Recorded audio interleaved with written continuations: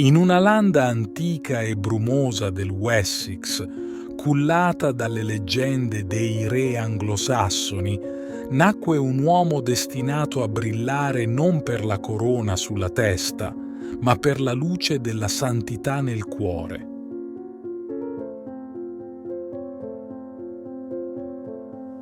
Quest'uomo, avvolto nel mistero del nome, sarebbe diventato noto come San Riccardo, ma la sua vera grandezza risiedeva nella sua umiltà e devozione.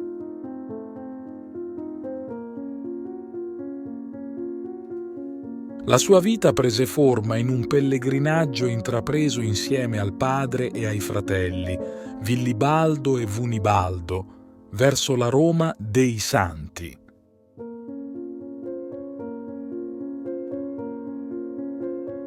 Le acque del fiume Hamble, che lambivano le rive del Southampton, furono testimoni del loro ardore spirituale mentre intraprendevano il viaggio attraverso la Manica e risalivano la maestosa Senna con il cuore colmo di fede e speranza.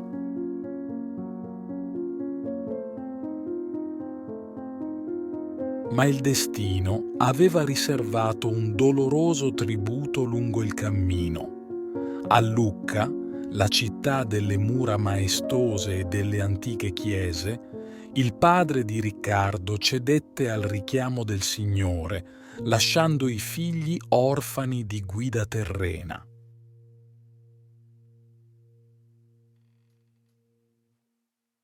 Tuttavia, fu proprio in quel luogo sacro che il seme della fede si radicò profondamente nel cuore di Riccardo e dei suoi fratelli, sprigionando un'energia divina destinata a illuminare le terre lontane.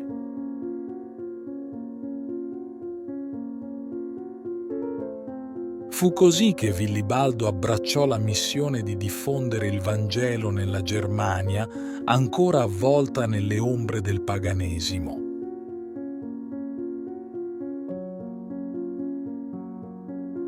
Fondò il monastero di Heidenheim, dove la luce della fede rischiarò le menti e i cuori, e si erse come il primo vescovo di Eichstätt, portando la croce di Cristo nelle terre lontane.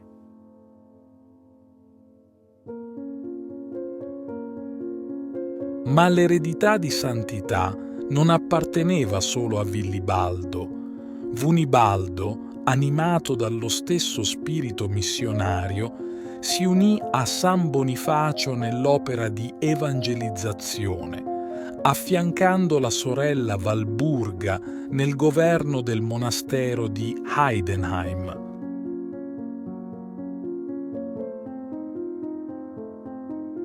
Insieme, essi condivisero il peso e la gioia di portare la luce del Vangelo in terre oscure e cuori induriti.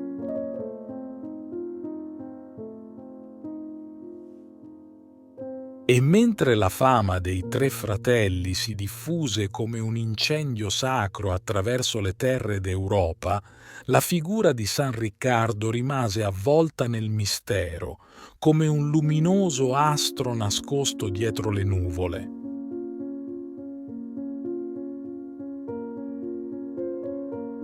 Ma la sua vita non fu meno straordinaria. Anche se la corona terrena non adornava la sua fronte, il suo regno era nel cielo e la sua eredità di santità risplendeva più luminosa di qualsiasi gioiello terreno.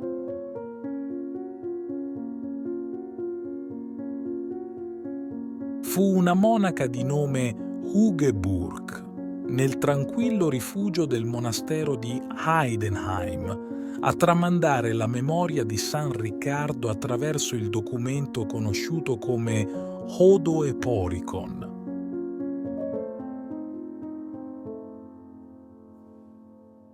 Le parole di Hugeburg raccontavano la vita e le gesta dei tre fratelli, ma era San Riccardo il cuore pulsante di quella storia, il filo sottile che univa il passato al presente, la terra al cielo.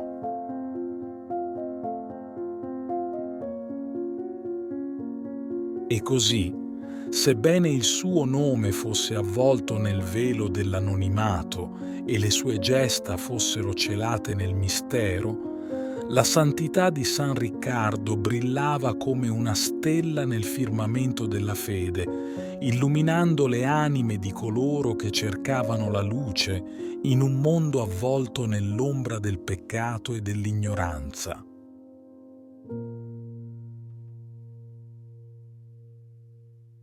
E anche se la storia di San Riccardo, re dell'Inghilterra, poteva essere frutto dell'immaginazione e del desiderio umano, la sua vera grandezza risiedeva nella semplicità della sua vita consacrata a Dio e al servizio del prossimo, un esempio luminoso per tutte le generazioni a venire.